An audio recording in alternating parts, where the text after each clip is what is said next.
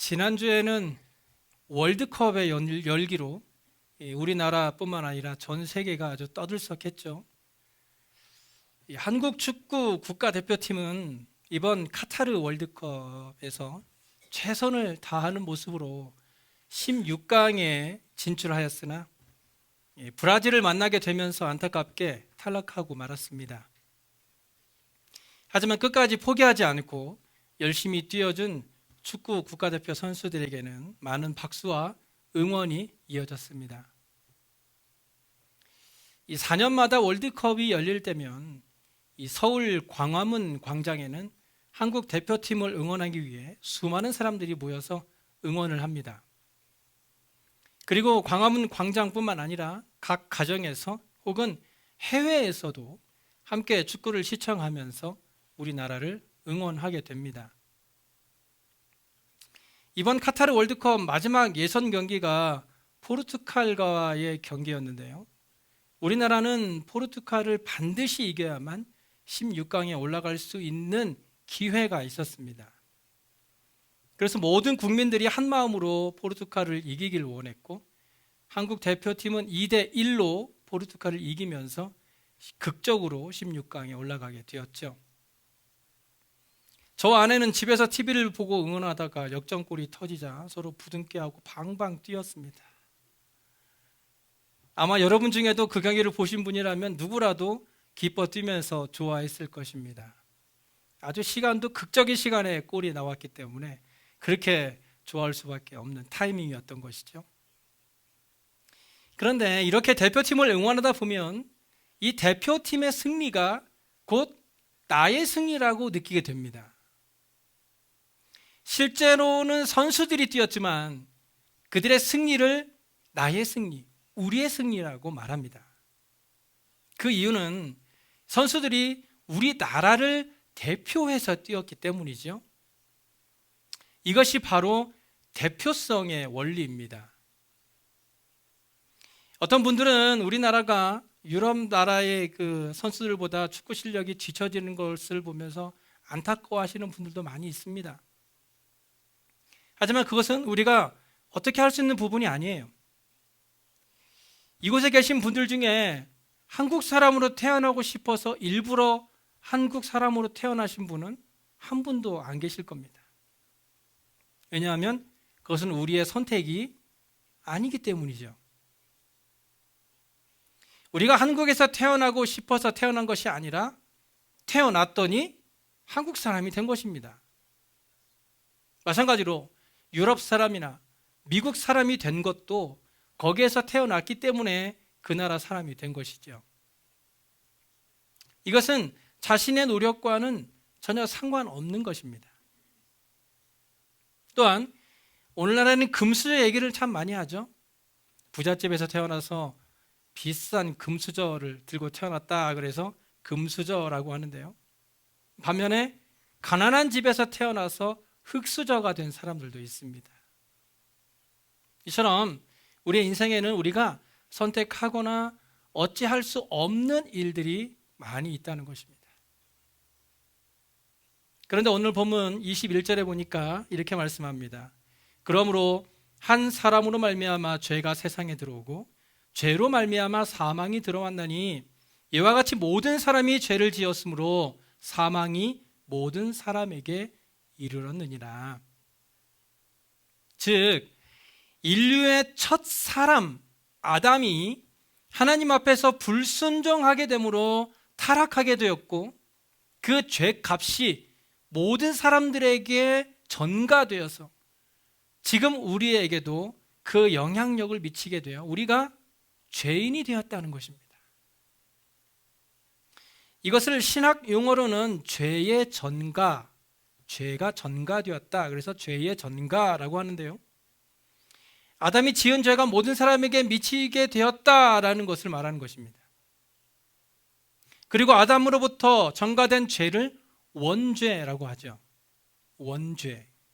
즉 이 원죄는 한국 사람이나 미국 사람을 선택할 수 없는 것과 같이 전혀 내 의지와는 상관없이 모든 사람들에게 주어지는 것이 이 원죄입니다. 그래서 이 머리로 신앙을 이해하려고 하는 사람들은 이 원죄의 원리를 인정하려고 하지 않아요.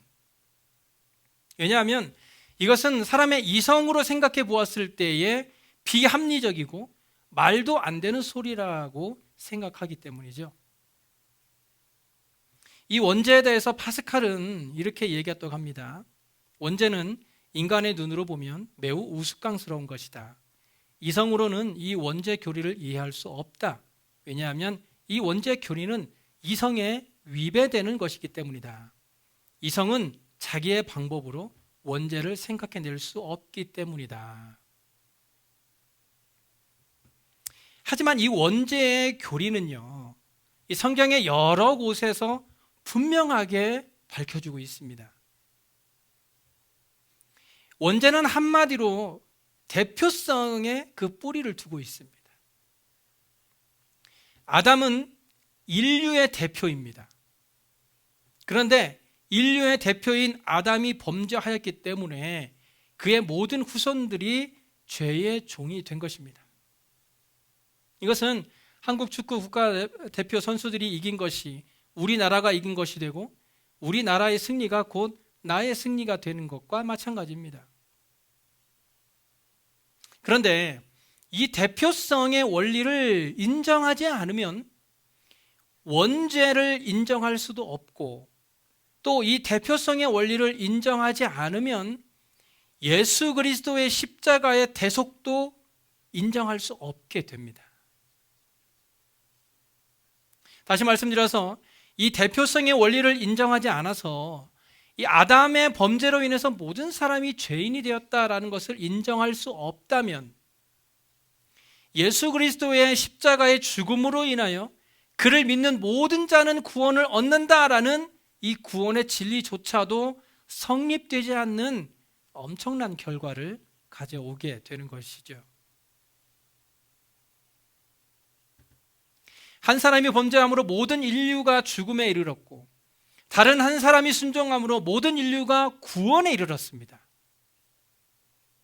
그러므로 이 대표성의 원리는 원리를 인정하는 원리도 되지만, 원죄를 인정하는 원리도 되지만 십자가의 구속을 인정하는 원리이기도 합니다. 창세기 9장에 보시면 홍수 이후에 노아의 집에서 일어난 사건이 기록되어 있는데요, 하루는 노아가 포도주를 거하게 먹고 만취된 상태에 누워 있었습니다. 그냥 누운 것이 아니라 술을 먹고 실온하기 하나 걸치지 않은 발가벗은 몸으로 누워서 잠을 자고 있었어요. 노아는 술을 먹고 자고 있는데 그때 그 아들 중 하나인 함이 아버지의 벗은 모습을 보고 비웃고 조롱했습니다. 아버지가 돼가지고 저렇게 술 먹고 저러고 있네. 그리고 아버지의 그 부끄러운 모습을 덮어주기는커녕 다른 형제들에게 가서 이 사실을 이야기합니다. 반면에 다른 형제 이 셈과 야벳은 아버지의 치부를 보지 않으려고 뒷걸음질 치고 뒤로 들어가서 자기의 옷으로 그 치부를 가려주었습니다. 나중에 술이 깬 아버지가 일어나서 자기가 술에 취해 자고 있던 때의 일을 알고 나서는 대노하면서 이렇게 얘기하죠.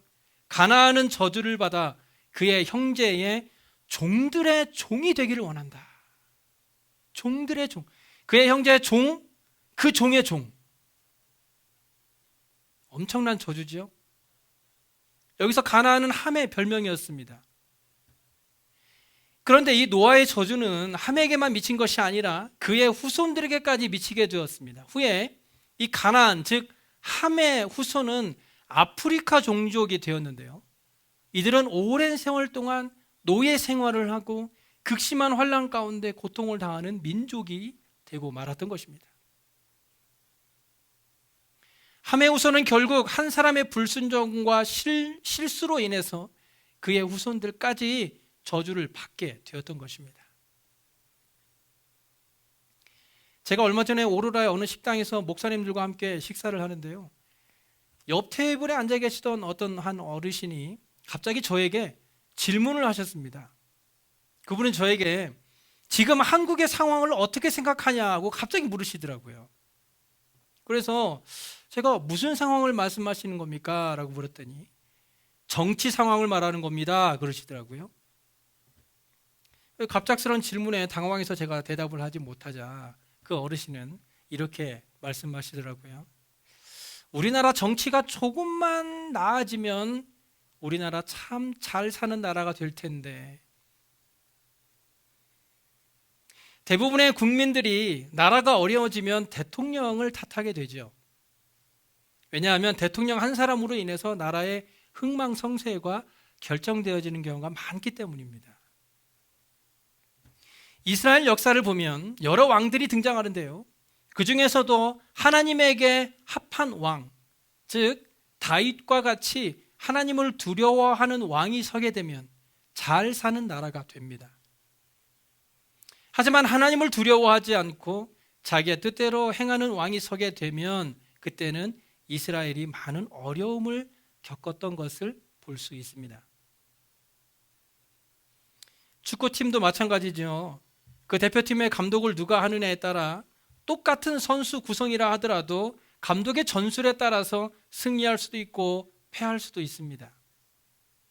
이처럼 한 조직을 대표하는 대표자는 아주 중요하다는 것입니다. 사무엘하 24장을 보시면 다윗이 교만한 마음으로 인구조사를 실시합니다. 그런데 이 인구조사 때문에 하나님께서 진노하셔서 하루아침에 7만 명이 죽는 사건이 발생하게 됩니다. 지도자 한 사람의 불순종으로 인해서 그를 따르는 백성들이 함께 어려움을 겪게 되었던 것이죠. 그래서 오늘 본문 15절에 보시면 그러나 이 은사는 그 범죄와 같지 아니하니 곧 한 사람의 범죄를 인하여 많은 사람이 죽었은즉 더욱 하나님의 은혜와 또한 한 사람 예수 그리스도의 은혜로 말미암은 선물은 많은 사람들에게 넘쳤다라고 말합니다. 여기 은사라는 것은 예수님의 십자가를 의미합니다. 즉 아담의 범죄함으로 모든 인간이 죽었던 것과 마찬가지로 이제 한 사람 예수 그리스도의 십자가의 은혜로 온 인류가 구원을 받게 된 것입니다. 아담 한 사람으로 말미암아 인간에게 죽음과 정죄가 오게 되었지만 이제는 제2의 아담 대신 예수 그리스도로 말미암아 모든 믿는 자에게 구원과 생명이 임하게 된 것입니다. 그래서 본문 18절에 그런즉 한 범죄로 많은 사람이 정죄에 이른 것 같이 한 의로운 행위로 말미암아 많은 사람이 의롭다 하심을 받아 생명에 이르렀다고 말씀하고 있습니다. 그런데 여기서 우리가 분명하게 해야 할 것은요, 이 아담의 대표성과 예수님의 대표성에는 엄청난 차이가 있다는 것입니다. 아담의 대표성으로 모든 인간이 정죄를 받았고 예수님의 대표성으로 모든 인간이 구원을 받게 되었지만 아담으로 인한 죄의 전가는 인간이 선택할 수 있는 것이 아닙니다. 즉 모든 인류는 태어날 때부터 아담의 원죄를 가지고 태어날 수밖에 없다는 것이죠. 하지만 예수님의 대표성은 다릅니다. 예수님께서는 우리를 구원하기 위해 십자가에 죽으셨습니다. 이 예수님의 죽으심은 이미 끝난 사건이에요. 그런데 벌써 2000년도 훨씬 지난 이 십자가의 능력이 지금의 저와 여러분에게 어떻게 임할 수 있을까요? 그것은 믿는 것이죠. 그 십자가의 사건을 믿는 사람만이 예수님의 구원의 능력을 체험할 수 있고 얻을 수 있는 것입니다. 즉 이것은 나의 선택입니다. 믿고 믿지 않고는 내가 선택하는 것이에요. 그래서 요한복음 1장 12절에 영접하는 자, 곧 그 이름을 믿는 자들에게는 하나님의 자녀가 되는 권세를 주셨다라고 말하고 있는 겁니다. 오직 영접하는 자에게만 십자가의 능력이 임하는 것입니다. 요한복음 3장 36절에 아들을 믿는 자에게는 영생이 있고 아들에게 순종하지 아니하는 자는 영생을 보지 못하고 도리어 하나님의 진노가 그 위에 머물러 있다고 말씀합니다. 아들을 믿는 자에게만 영생이 있는 줄로 믿으시기 바랍니다. 믿지 않으면 십자가의 능력은 전혀 나타날 수 없다는 것을 우리는 기억해야 합니다. 우리는 아담의 범죄로 인해서 우리가 선택할 수 없는 죄로 인해 죽을 수밖에 없게 되었지만, 그 죄를 이제는 우리가 선택할 수 있는 믿음을 가지고 예수 그리스도의 십자가를 믿음으로 구원함을 얻을 수 있는 길을 열어주신 거예요. 우리가 십자가의 구원을 얻기 전의 상태에 대해서 본문 12절에 이렇게 말하죠. 모든 사람이 죄를 지었으므로 사망이 모든 사람에게 이르렀다. 또 14절에 그러나 아담으로부터 모세까지 아담의 범죄와 같은 죄를 짓지 아니한 자들까지도 사망이 왕노릇하였다. 그리고 17절에도 한 사람의 범죄로 말미암아 사망이 그 사람을 통하여 왕노릇하였다. 또 21절에도 죄가 사망 안에서 왕노릇하였다라고 말하면서 우리가 이 믿음을 갖기 전에 우리의 모습은 죄와 사망이 왕노릇하던 죄의 종이었다는 것입니다. 그런데 예수님의 십자가의 은혜를 믿은 사람들은 어떻게 됩니까? 17절에 보시면 은혜와 의의 선물을 넘치게 받는 자들은 한 분 예수 그리스도를 통하여 생명 안에서 왕노릇할 것이다. 또 21절에 우리 주 예수 그리스도로 말미암아 영생에 이르게 하려 함이라. 이제 왕노릇하는 주체가 바뀌었습니다. 사망과 죄가 아니라 생명이 왕노릇하고 은혜가 우리의 삶 가운데 주인이 되신다는 것입니다. 이 얼마나 놀라운 은혜입니까?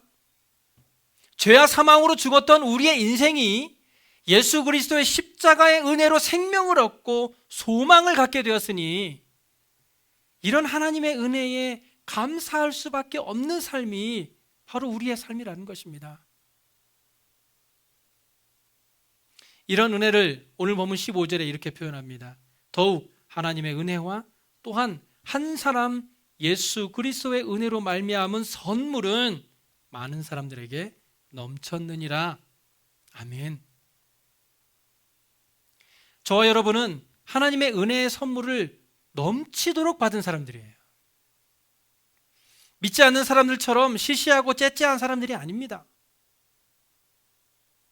저와 여러분은 죽음에서 생명으로 옮김을 받은 하나님의 택함 받은 하나님의 자녀라는 사실을 반드시 기억하시기 바랍니다. 우리는 그리스도의 생명의 왕권을 가진 사람들이에요. 그렇기 때문에 저와 여러분을 통해서 우리의 가정이, 우리의 직장이, 우리 교회가 하나님의 놀라운 축복을 누리는 그 축복의 통로가 바로 저와 여러분이 되어야 합니다. 아니, 이미 저와 여러분은 그 축복의 통로가 되었습니다. 저와 여러분을 통해서 예수 그리스도의 복음이 전파되어지고 하나님의 축복이 임할 것이기 때문에 이제 우리의 삶은 하나님이 축복하시는 축복의 통로라는 것을 반드시 기억하시기 바랍니다. 사도행전 3장에 보시면 베드로와 요한이 성전 미문에 앉아있던 걷지 못하는 자를 향하여 이렇게 말하죠. 은과 금은 내게 없거니와 내게 있는 이것을 내게 주노니 나사렛 예수 그리스도의 이름으로 일어나 걸어라. 걸어라. 걸을 수 있겠어요가 아니고 한번 걸어보시겠어요가 아니고 걸으라. 베드로는 걸으라고 명령했습니다. 명령했어요. 예수 그리스도의 이름을 의지하여 그에게 생명을 준 것입니다. 예수 그리스도의 이름을 의지하여 축복의 통로를 실천한 것입니다. 우리는 먼저 믿은 자들의 대표입니다. 하나님께서는 저와 여러분을 먼저 불러주셨고 우리가 먼저 예수 믿음으로 구원함을 얻는 축복을 누리게 되었습니다. 그리고 이제 우리는 그 축복의 통로가 되어 이 생명을 우리 주위에 나누어 주어야 합니다. 한 사람 아담으로 인하여 죄가 온 인류에게 임하였고 한 사람 예수 그리스도를 통하여 모든 사람에게 생명을 얻을 수 있는 기회가 생겼습니다. 이제 저와 여러분을 통해서 어떤 일들이 일어나길 기대하십니까? 여러분은 어떤 대표가 되기 원하십니까? 제가 간절히 바라옵기는 저와 여러분을 통해서 여러분의 가정에 하나님이 축복이 임하는 축복의 대표가 되시길 간절히 원합니다. 저와 여러분을 통해서 여러분의 직장이 다 잘 되는 축복의 대표가 되길 원합니다. 저와 여러분을 통해서 우리 교회가 하나님의 놀라운 부흥의 역사가 일어나는 성령의 사람의 대표가 되길 간절히 원합니다. 그래서 저와 여러분이 있는 곳이 어디든지 그곳이 하나님의 나라가 되고 그것이 하나님의 축복을 누리는 축복의 통로가 되며 그것이 그리스도를 통하여 생명 안에서 왕노릇하는 축복의 대표가 되는 저와 여러분의 삶이 되시길 간절히 소원합니다. 기도하겠습니다.